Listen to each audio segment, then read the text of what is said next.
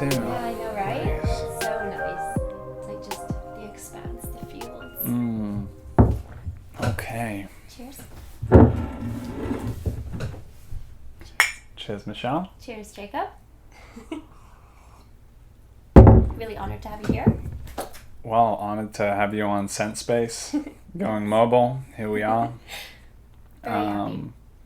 Beautiful mug you've got there really matches your glamorous dress today. So, yeah, and lovely to be in your home, in the home of OG Rose. We're currently surrounded wall to wall by all the books you could ever possibly want, honestly. Like, I feel like I don't want to go to university. I want to just come and read the books that are in your home. Thank you so much. Yeah, we are very happy to have so many books in our home. And it's great. Yeah, it's just wonderful to like just look in every direction and there are books. And I think there's actually something to that, like just being able to read books, it teaches you a lot. I don't think I really learned that though, truthfully, until, well, okay, it started with reading biographies. Biographies of people really fascinated me, like historic people, especially like, just think period piece time periods. And I really thought that was fascinating. So that piqued my interest. And my mom was always reading. She was always reading a book. And she would read to me and my twin sister at night. She would read books like The Secret Garden and things like that. She'd read to Mary-Lise and I. And that always got me curious. Like, mommy always is reading something, and that's fascinating.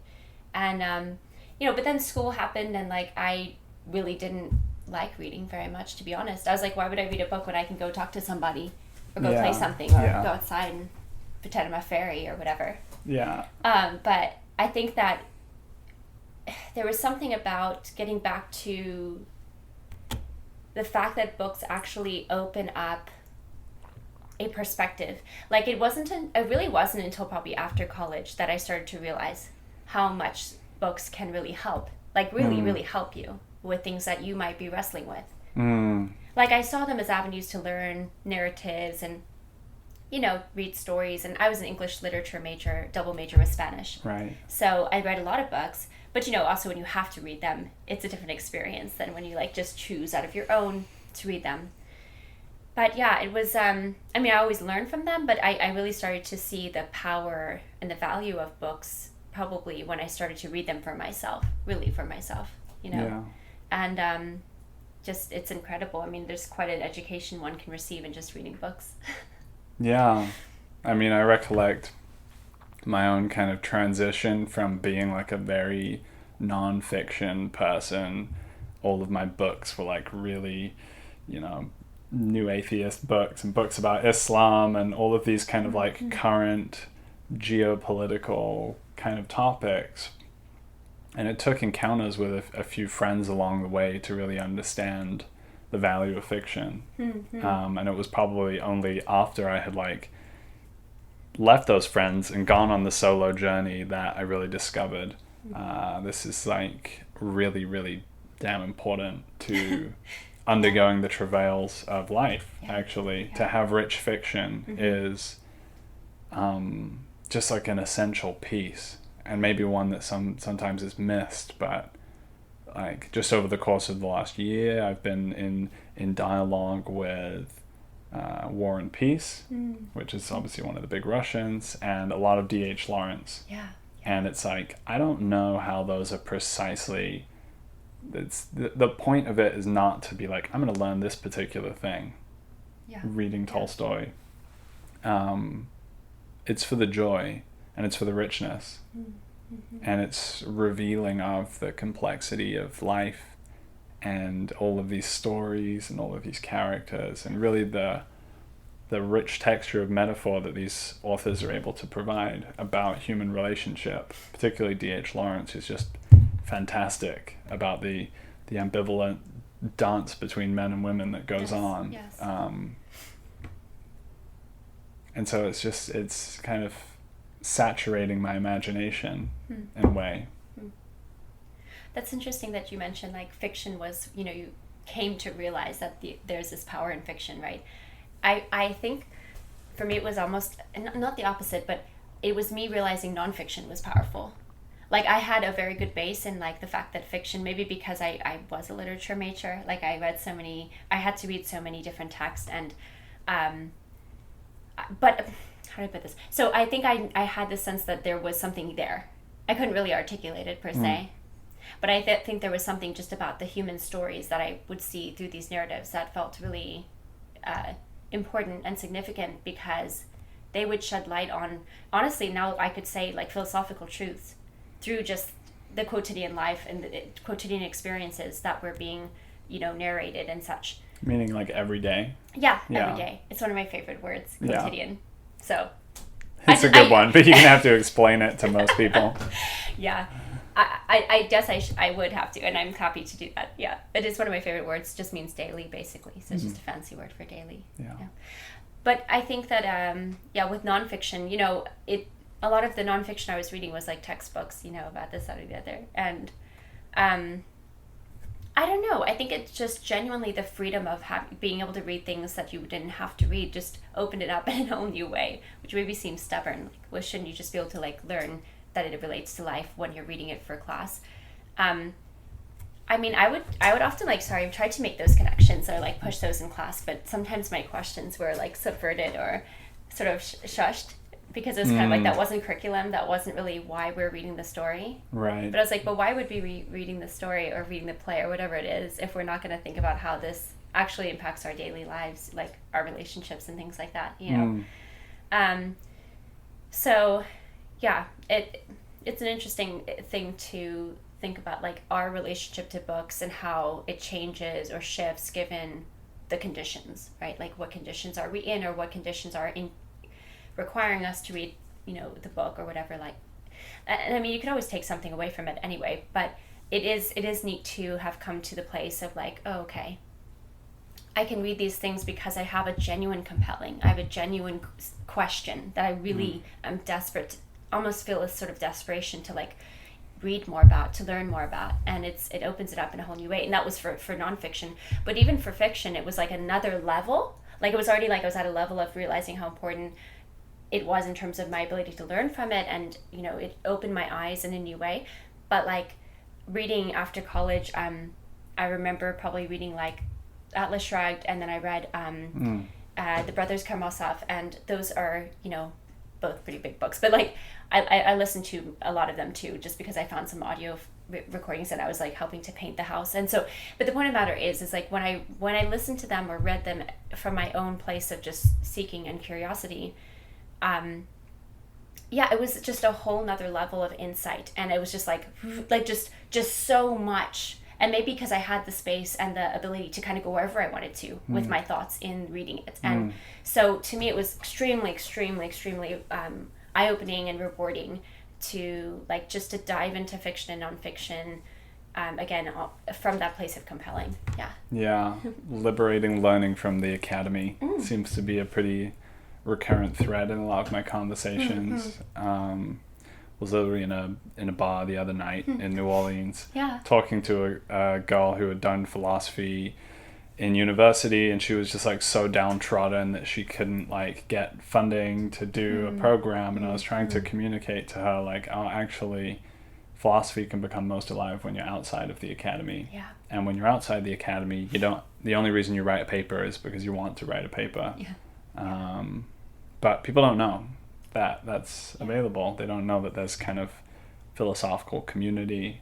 And you and Daniel have really been geniuses when it comes to cultivating that and like holding a space for it, and seeing your home, which has a kind of classical feel to it. And I was wondering if your own childhood home also had like a classical feel to it, but just like the presence of the instruments, the presence of the books, the non-presence of the 52-inch LCD TV screen dominating the entire space.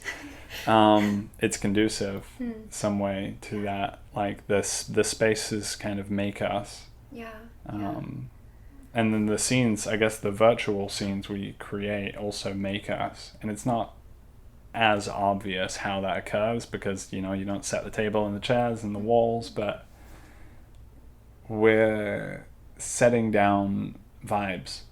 We're emanating a background vibe of what's possible, where a conversation can go, how you can be in a conversation, and how much freedom is afforded in that varies a lot.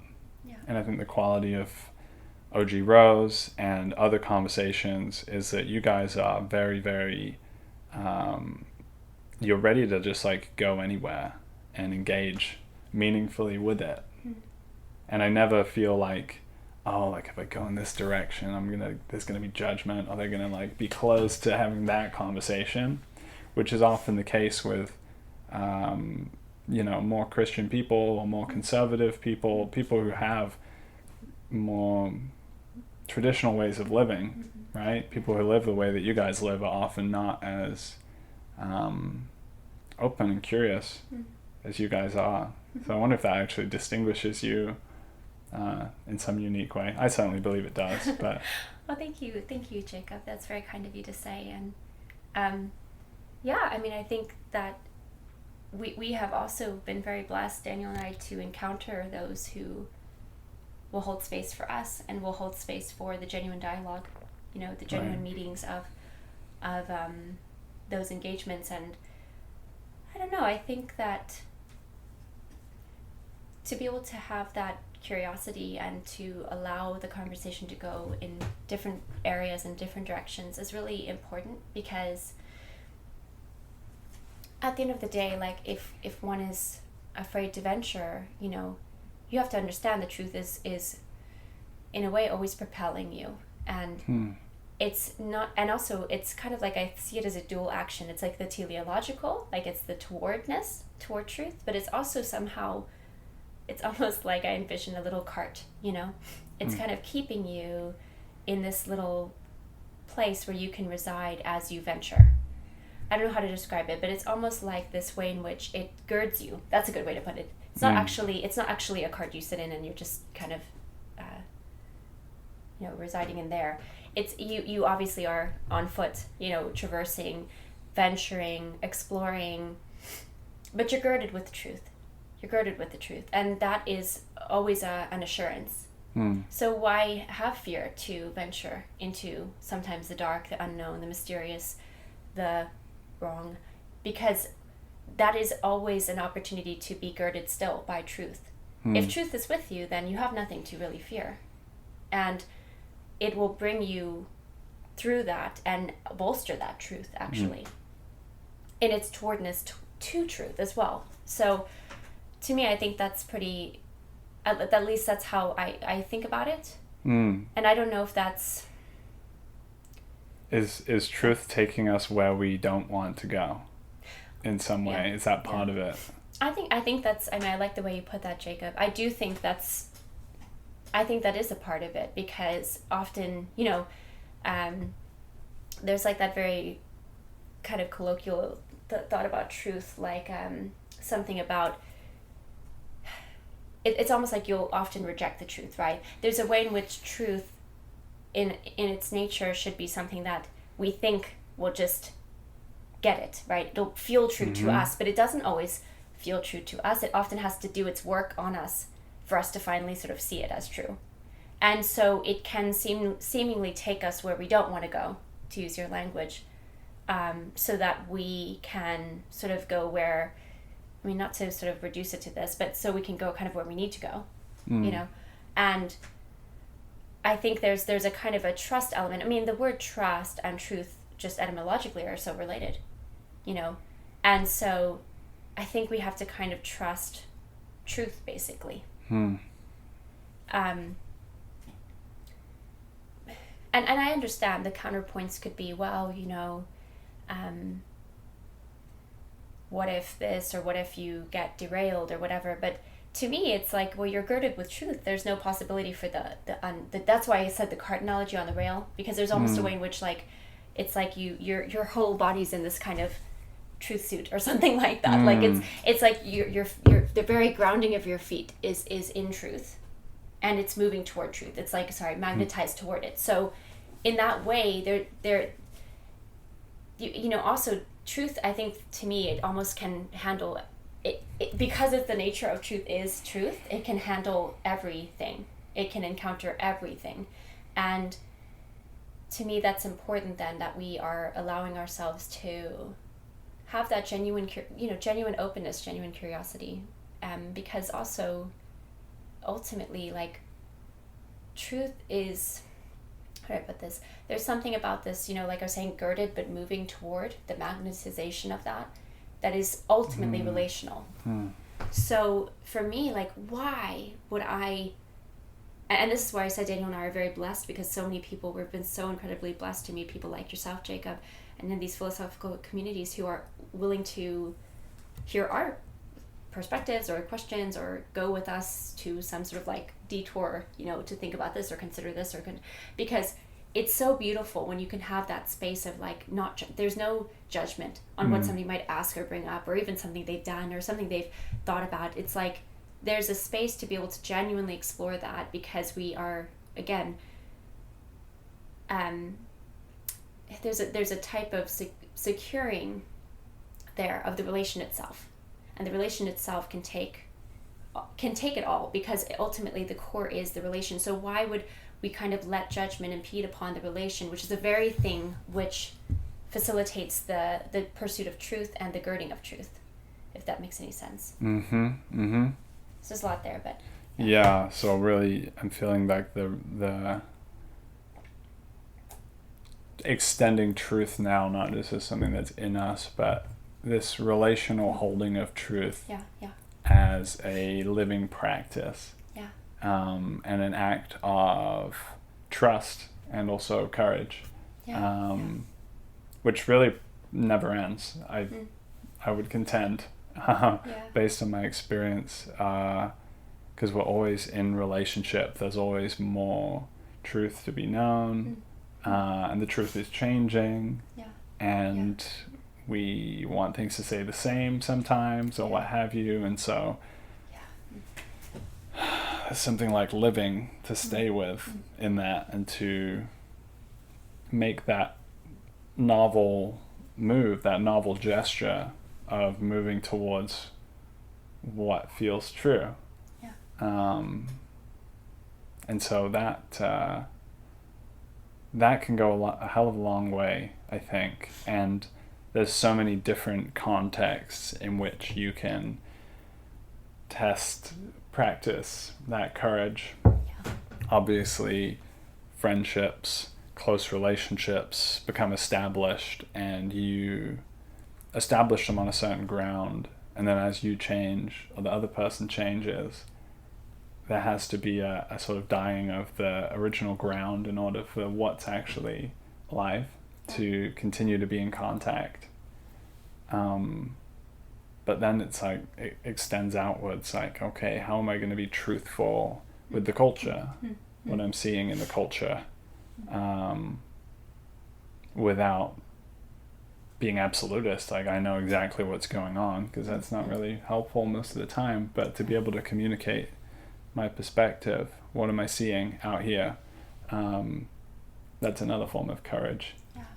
And then even just in like public circumstances, I was also at that same bar in New Orleans, there was some very beautiful ladies walking around that bar, and for most of the night I was just like, this is very exciting, but I wasn't speaking to them, and it was only at the very end of the night that I plucked up the courage to go and tell them, and that was another threshold. And it's interesting for me, as someone who's more philosophical, to discover, that you can be deeply in truth in some areas, but then I could be like not in my truth in that area, because that's like another variety of courage to go and express something like that. So there's such a multiplicity of truths and forms of courage demanded of us in different areas. That was really good. It made me think about how truth moves. And it's what's so fascinating about the languaging for that is that truth moves like, it's like when you're moved by something, truth moves us. So it's this interesting, to me, it's very interesting because that languaging kind of speaks to a fact that it's moving us. So in a sense, we are moved by truth.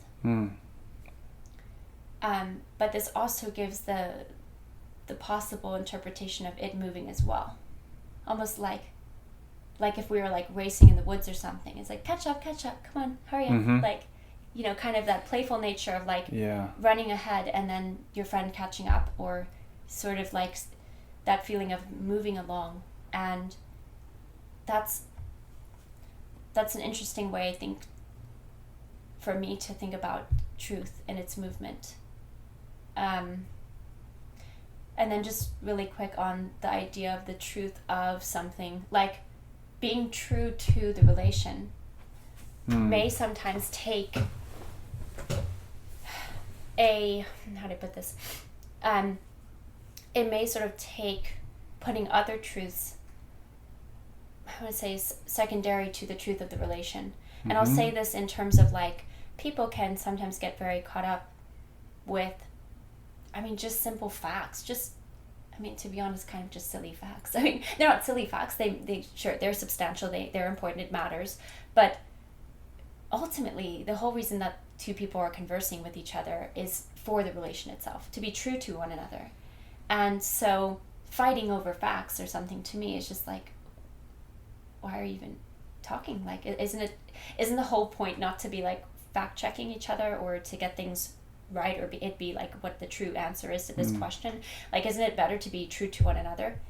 Who cares if the person got the you're wrong or this wrong or whatever? It's like, sure, if you feel like you lovingly need to say, oh yeah, it was actually this year, but it's like, it almost feels as if people have swapped out, like done a bait and switch for the truth of what the facts are to the truth of the relation itself, being true to each other. Yeah. And I think I see it to be very detrimental in relationships, unfortunately. And it's just, I don't know. I understand that it can feel like, well, but there's this truth, but it's just that if you are so bent on that over the truth of the relationship itself, then aren't you undermining truth in your very effort to like bolster truth or to uphold it? It's to me, it's very fascinating because it's more nuanced in that way, I think. Like, there's a multiplicity, like you're saying, of truths, levels of truths. And so, yeah. Yeah, it's can be radically unhelpful. Like, think about generational divides, especially like younger people with their grandparents, and the grandparents have, beliefs that are out of date, basically. And to then make that a basis of, it becomes a basis of division with the grandparents. Obviously, this happens horizontally all across the cultural landscape, but it's only through relationship that understanding and communication is possible. Yeah. So that has to be prioritized to a degree. Of course, there is something to be said for boundary, when something really does feel like it's crossing a line, but most of the time, for me personally, my gift in understanding has been afforded by being able to go quite far into other people's worlds without having to be like, I'm throwing up that wall, you're wrong, or this makes me really uncomfortable.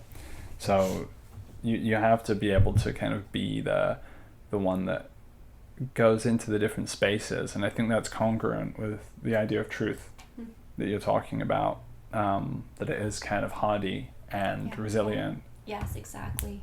And under this, I'm obviously considering there's a quality of like spirit when you talk about the truth is moving. It's constantly moving. It's calling us in different directions, and we're having to be in dialogue with it. Like, where is truth, spirit leading me now? Or what's the truth of my heart in this moment? Yeah. Because that's always shifting over time.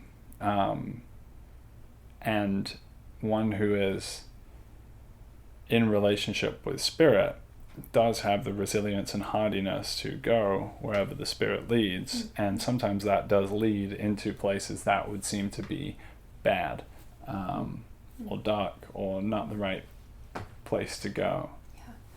And so many like people I've known who have the purest spirits have fascinations which are completely transgressive, and are drawn to delve deeply into areas of life that, you know, other people feel are just too dark to explore. That's fascinating. Yeah.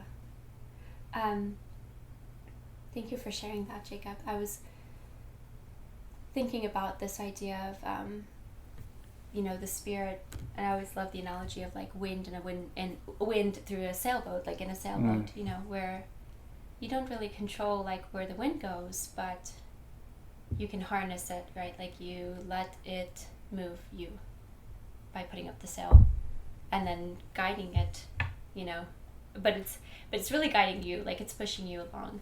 And so I think about that sort of the motivation that it does, like this propelling that it does, and I think there's like, it kind of goes back to the trust thing, right, where the idea of people being led in certain directions, it's like, because truth, like you said, I thought that was a great wording for it, that's very resilient, it's very hardy, like that you don't have to be afraid by that exploration. And I think that also when it comes to, you know, truth, it seems to also be something that we can't forget it, how much it lines up to with like goodness and beauty, right? Like I also think about peace, because there's this verse in Isaiah that always comes to mind. There was a time when I was really feeling anxious about something, and I just remember stumbling upon this verse, and it was very helpful, where it said something like, great peace have minds who trust in you. And so it was like this idea that if you have this trust, it's a type of way to ensure your peace, you know. And to me, what are you trusting in besides the truth of the matter, whatever that truth is? But truth can often be, you know, not what things seem to be. You know, like that's what is also interesting to me about that. Like truth can be the point that seems not true sometimes. You know, like, just let me try and give this a very specific example. But okay, let's say so the idea of having peace in some sort of trying time or being anxious about something, it's like the reality is like what's true about that situation is that there are these things and they're causing you to be very anxious, right? But the truth of the matter somehow seems to sort of like negate that, to say not to dismiss that, not to ignore that, not to say that's not real, but to say that there's almost a higher dimension to things, and that is your real, that's kind of your, that can be your real truth if you are able to give yourself to it in a way, and set your mind to that. So I hope that makes I mean sense. that's pretty much, that's at the core of redemption to me, is that you can have a truth at one level which is absolutely constrictive, devastating, or final,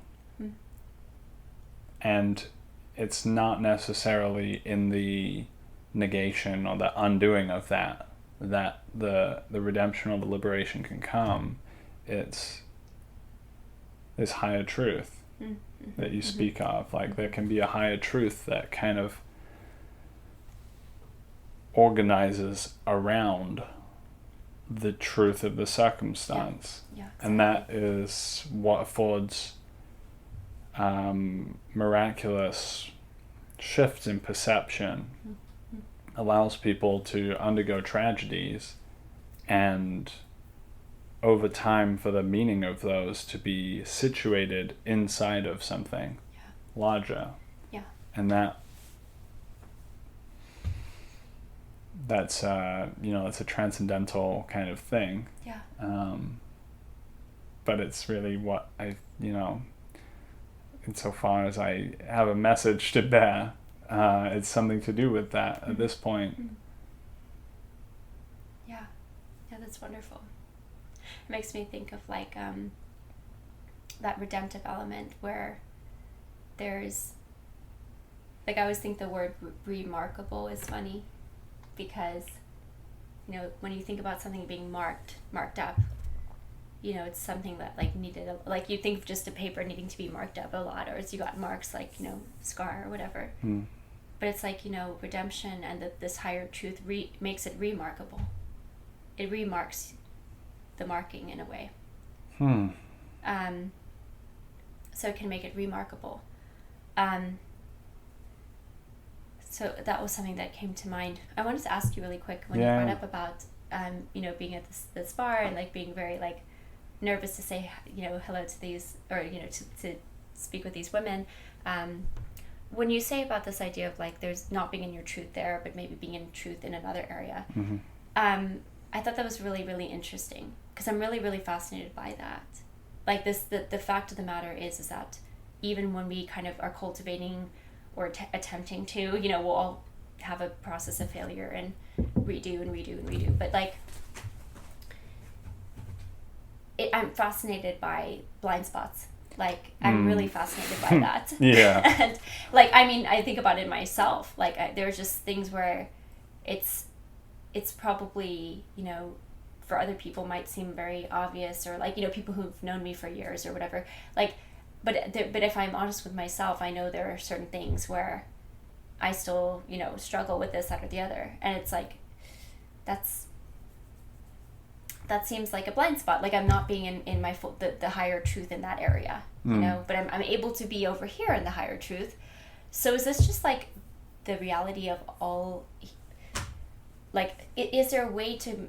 I mean, we'll never we can't ever. Maybe the whole nature of a blind spot is like you don't realize that it's like your blind spot. You didn't see it there because it was in your blind spot, whatever it is in the periphery. But I guess I'm just saying that seems to be the nature of being human to a degree. Yeah. To a degree. At the same time, I think about like the wonderful. Well, and then there's a lot in what I'm about, like in the verse I'm about to bring up. But like, be perfect as your Father in heaven is perfect. There's this idea of this perfecting work that is also important though too. It's not. There's like this perfection in the perfecting or something like that. Where it's not so much about being perfect, but it's about being perfected, right? And allowing yourself to be perfected. Perfecting and perfecting things, like, and that can be your own craft, things you're making or working on or doing. But it's just interesting to me, because it's not necessarily like, I mean, we could see it as like, oh, that's, I don't know what to call it, contradictory or whatever, but at the same time, it could also just be the fact that we tend to maybe be able to be in our higher truth here, but not in our higher truth here. And is that something to just like, can we work on those things? And I mean, I think we can, but like, what do you think about that? Like, is there, like, for example, with the very concrete example of being at a bar, maybe wanting to approach women, like, how would that be something that you, would you want to sort of modulate that or augment that or kind of remedy that per se? Or is there a way that we can kind of elevate the areas that we often just kind of overlook or don't even see, and maybe allow the higher truth to sort of like tap into there too and elevate that as well? Like, what are your thoughts on that, Jacob? Gosh, yeah, a lot of different directions coming out of this, actually. I guess the first one is that it can be not necessarily a blind spot, but a kind of fragmentation or dissonance, like seeing something as not part of where your higher truth operates. And it also raises a question of like, we're talking about philosophy or the project of spiritual realization, like how you relate to that? How integrally do you relate to that?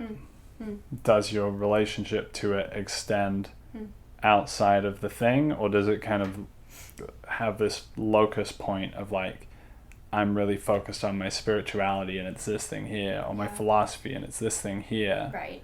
but it's not necessarily being allowed to branch out. Right. And in order for it to branch out, you have to almost, the project has to be characterized in a very expansive way.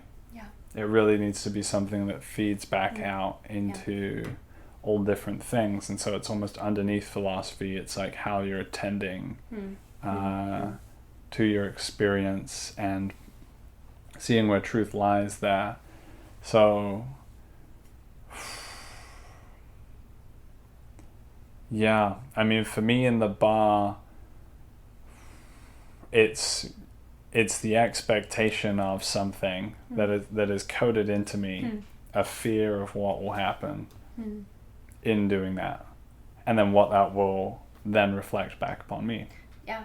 So it's like I'm going to I'm going to be shamed, or I'm going to be a bad guy, or something's going to be something that is somewhere in here. I'm like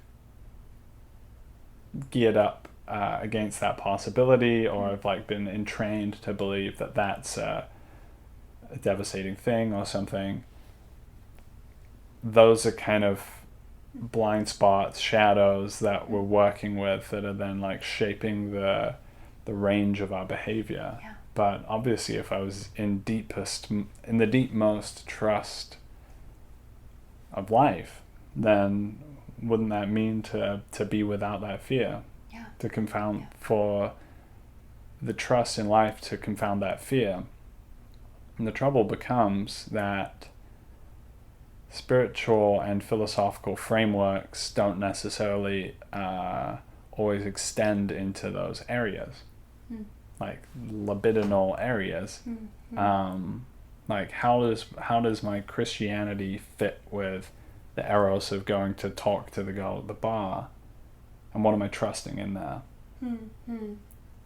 Because a lot of our spiritual frameworks are kind of like deracinated and anti-sensuous and so on, and so that's not included.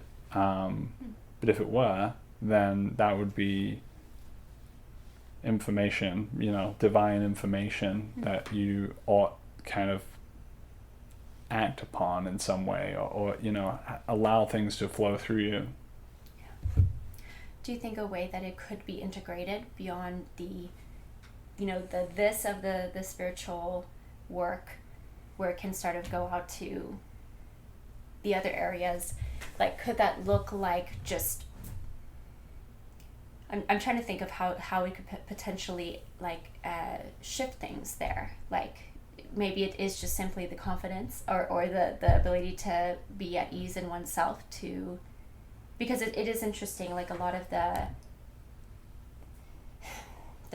anxieties or the worries we feel, especially like libidinally, is a lot about like affirmation of self, or feeling a sense of security in ourselves, in our own, who we are, what we look like, how we are, how we talk, how we present ourselves, and is that liked or not? Is it recognized? Is it, is there sort of a sense of like that's seen and appreciated? And I do think that,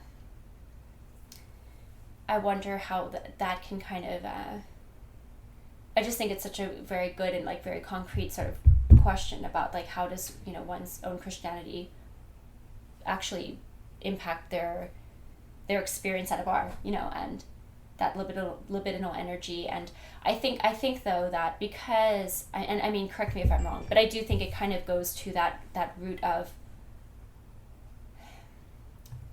really seeking out affirmation, right? Like you want to express something to the other, because you're also, I think there's always kind of that part of one's heart that would love to hear it back, right? Like to say that mutual appreciation.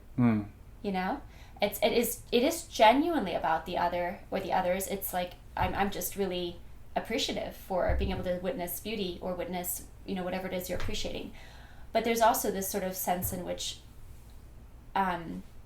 perhaps there's that desire to not have that be taken the wrong way, or to also have it be like affirmed as what it is, which is just genuine appreciation or attraction or whatever it is.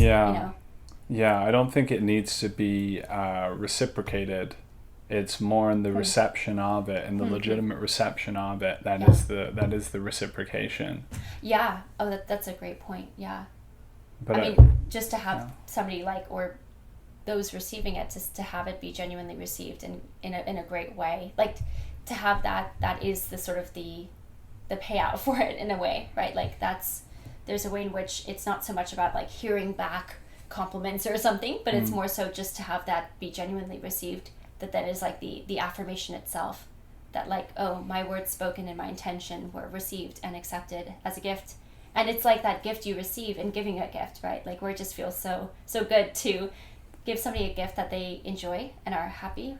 It makes them joyful. Yeah. And that's the gift, right? Like they didn't give anything back to you necessarily, but they did more than you could ever give in your hands, right? Like it's that deep feeling of wow, like I've been able to make somebody feel seen or loved or appreciated or whatever. That's the real like kind of gift. Yeah.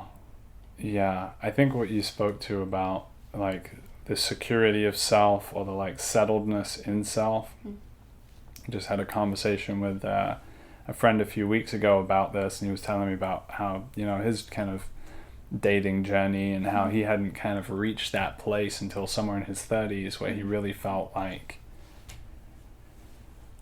I know who I am. I'm like confident enough who I am that I can really just with confidence participate with whatever's arising wherever I am. Right.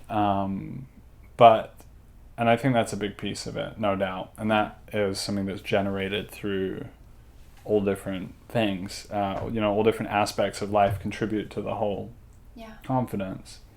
But there's also something kind of monstrous about it.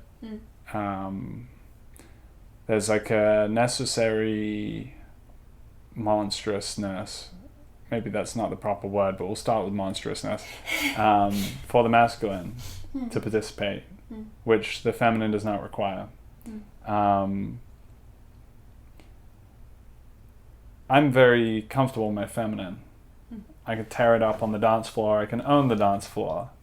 I don't mind being absolutely myself, surrounded by people. Like most people suffer from not being able to be expressive. I don't have that problem. I've broken through, through iteration after iteration after iteration of doing that more and more, that now it flows completely freely.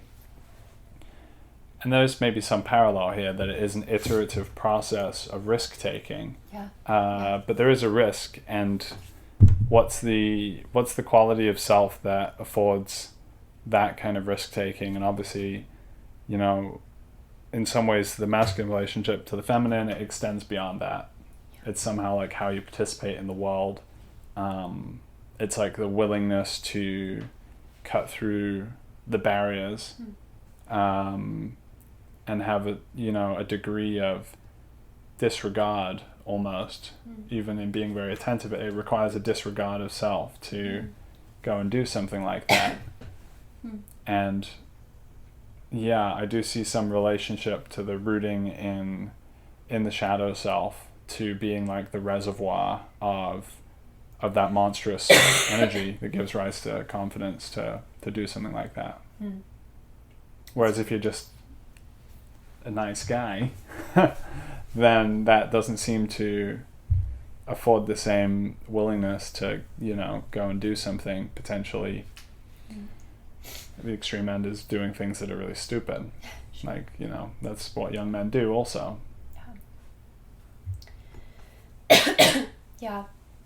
That kind of made me think of like the kind of the trope of the gathering that like women do, and the hunting that men do, And obviously these are, again, tropes, but it made me think about that, where you're like kind of this ability to be willing to interject yourself, like, or do something that feels more, the nature of it is a little bit more like a chasing, a bit more, whereas, and I was literally just thinking about the dynamic of just genuinely being able to express oneself, being more feminine, right? There's like this, and it seems like, well, that's not really gathering, but at the same time it does kind of gather in another sort of way, because I think it can gather attention from those around you, and also often you have something to express because you've gathered your own self to be able to express, or something like that, or maybe you just, it's almost like a stash up of emotions, and then you like allow them to flow through you or forth from you, or something like that.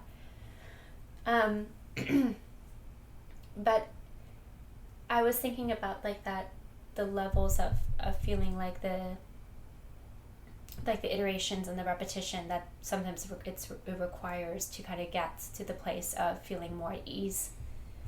I wonder if that is, you said that is something you've done to get to the place of feeling like you can express yourself, just get on the dance floor and not worry about what people are thinking, tear it up. What were those things, and do you think that they can be applied for the masculine cultivation, or no? Well, in the case of dancing, a lot of that was cultivated in private. So getting really in tune privately with myself and with how I want to move. And then taking that outwards, basically. So I'm not sure that it would necessarily extend. That's interesting. Yeah, because it's the inherent thing of the more masculine move is like you're doing it with the other, or it's somehow the other. That's where it's the chase, right? It's like you're chasing something, or something's chasing you, and you're defending yourself, So, or you're engaging with that. So that's fascinating, like the thought of it being like, well, and this is really out there. Yeah. But sorry, go ahead. Well, no, I just really appreciate this gathering. This feels really true. It's like the feminine is gathering attention. The feminine is like through, let's say it's a she in this case, through feeling herself, she's gathering, and then also through her feeling of the space, she's gathering. And so those two things together have this like gathering effect, and the feminine can just gather the environment around. The sensing kind of has a like a ballast like effect, but the masculine quality, think about like Trump is Trump's like a perfect epitome of the extreme end of this, because he has no fear of interrupting anybody. An interruption is an expression of that same thing. It's like, I'm not worried about what the effect of me is going to have on you. Right. I'm just going to do me. And, fuck it. And he obviously takes that to the extreme. But sometimes you need to interrupt. Sometimes you can actually interrupt in service of somebody or a situation. But you can't interrupt and also be a nice guy. I don't know why I keep coming back to the nice guy thing, but to interrupt somebody is a kind of monstrous thing, because you're just like, you're literally just cutting through. And what is that? It indicates a forthright trust in your intention and direction.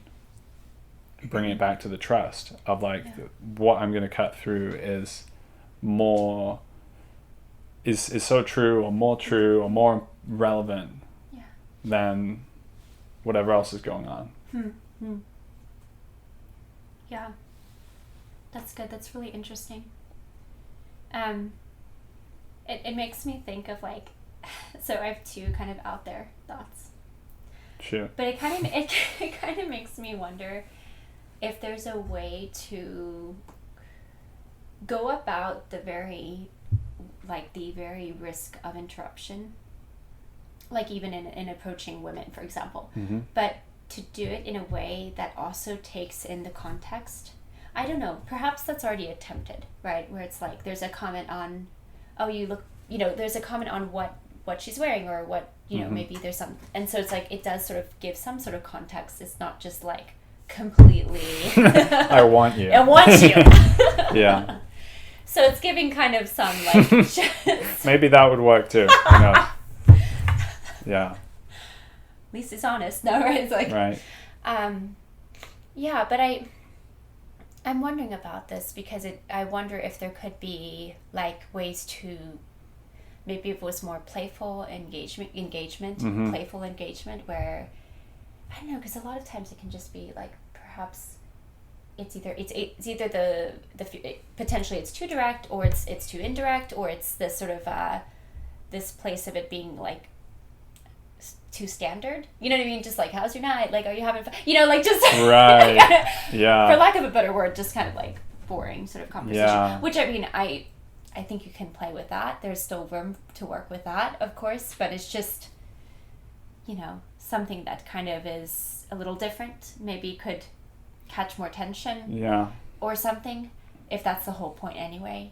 So I'm interested in this, like, because I know this is sort of a strange thing, and I'm sure it's extremely singular per person and per woman, or per whoever is engaging with each other in this in terms of like meeting someone at a bar, or meeting people at a bar. But it's just, I wonder, I don't often hear people talk about like tactics, like different tactics. And I wonder if that could help bolster confidence to do the masculine thing, because there's like, okay, I've got a couple of tools in my toolbox, Yeah. I got a couple of, not to think of it in terms of just luring, but you know, that's kind of the whole concept, right? Like, so there's a couple of different baits here.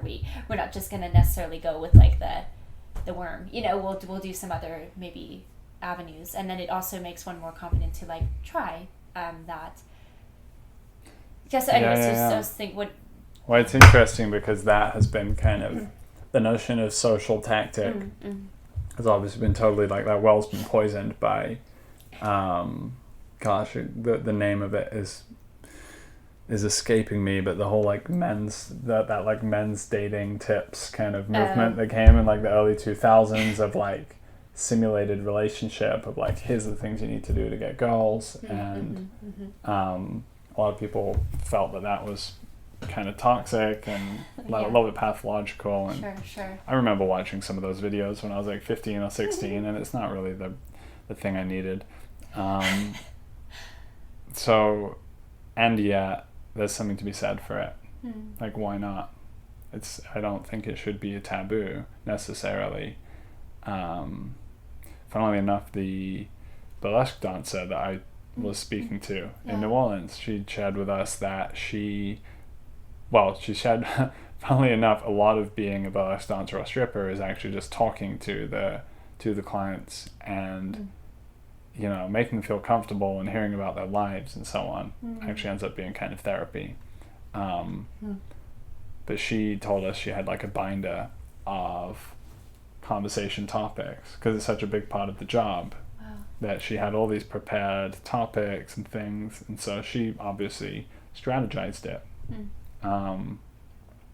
So I don't know that I'm going to go away and do that after this conversation, but I think it's a good idea in some ways.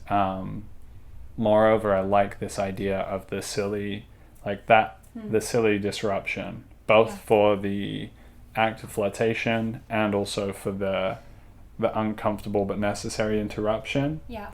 If you can work out a way to like spin a joke in there, you can throw people off their senses in a way that allows a space for something new to emerge. Yeah, absolutely. And I think too, the potential for that space is also to, I want to say it can potentially be a type of litmus test as well for who is this person you're engaging with. Because the thing is too, like, can they handle it? Are they okay? Can they go with the flow of that? Are they just automatically judgmental and shut off from it? Like, there's a way in which I mean, obviously, like, we could get into the fact of, like, context, and meeting and engaging with people wherever you are, whether you're in a bar or you're in a library or you're, wherever you are, it's interesting, because if you're trying to kind of make some sort of connection, even if it's just simply to enjoy conversation together, who knows where it could go from there. But that ability to see, is somebody able to sort of joke with you and appreciate sort of just playing along. I think there can be something quite powerful there. And honestly, like I'll just be like a kind of a more intimate like detail on why I'm bringing this up, is because actually that was my first ever engagement with Daniel. Was he literally jumped into like this playful narrative about how we had this hot air balloon company back in the 70s, and do I have the peacocks, and I just played along. Like I thought it was hilarious, and I just joked around about how, oh yeah, we've kept it running, and we've added on a snow cone section, and people can get that, and then he went on about this and blah blah blah, and it was so funny and so different. I'd never really had anyone, and I don't think he was necessarily approaching me with like particular intentions, but I think that from the get-go there was that sense of like, oh, I'd like to talk to her sort of feeling, and so he did this manner of engagement, which was really really hilarious and fascinating. And I think the fact that I came back, like, because I would have to just find him in a library if I wanted to talk to him or something, so I'd just go find him because I thought he was, so it was very enjoyable to speak with him. And anyways, it just that was just ringing in my head, is like this. I'm not saying it can always work necessarily, or should it be like, I'm not trying to think of like, here's the 10 steps for how to pick up a girl at a bar or something like that. It's more just thinking about this interesting way of making connection with somebody, and how to do that in a fun kind of what's a quick way, not like quick, but sometimes you're working with a couple of minutes to try and see if the person actually like responds, right? And so it's kind of an interesting way to think about activating that playfulness and connection, and seeing if the person is actually more of an open person, can go with the flow. So yeah, I just wanted to share that. Cool. Yeah, I think this might be a good place for a quick break and then pick up. Sounds good. Cool. All right.